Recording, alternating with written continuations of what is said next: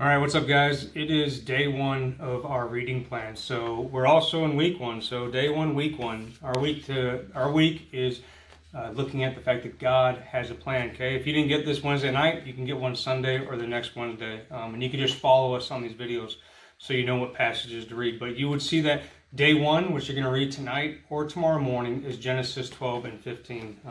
And we talked about the fact that yes, we're studying Exodus, but we need to consider Genesis. All right, if we're going to understand Exodus, we need to understand Genesis. They are in line with one another. Not only does Exodus come after Genesis, but we see a lot of events that occur in Genesis that are going to influence Exodus. In fact, the things that we are looking at today, the promises made to Abraham, are fulfilled through Moses and for Israel as they depart Egypt. So this is significant. We need to make sure we have these things and they're known to us.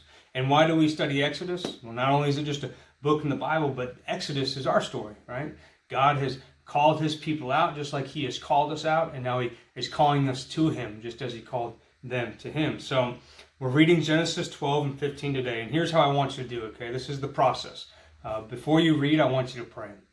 Go before God, lift up your needs, lift up your concerns, and then ask him to clear your heart and mind and to have them focus on him and to focus on his word, and that you can read it correctly, and that he will guide you in your conclusions about it. Okay, we want to come to God's word ready to be changed and transformed every time we open it.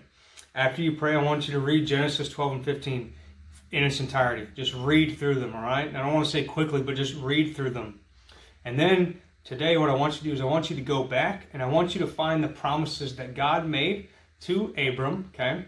And I want you to underline them or highlight them. So where you see I will bless or I will curse or I will give or I will fill in the blank, I want you to mark those places off, okay? And then I want you to go back and look for Abram's responses to those blessings, or Abram's proper response, where God would say, Abraham, do this, or Abraham, follow me here, or Abram went out, or Abram built an altar, okay?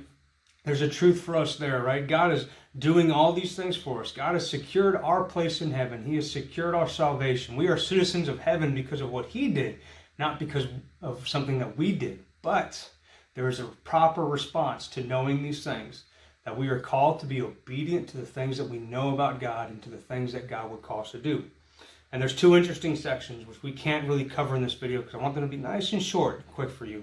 But Abram down in Egypt, right, where he lies about his wife Sarah, it's an interesting passage with a lot of implications. And I want you to know, it's supposed to feel wrong and it's supposed to feel bad. This is not something we should do. Abram was in the wrong. But we can be comforted in the fact that God is willing to use a sinner like us.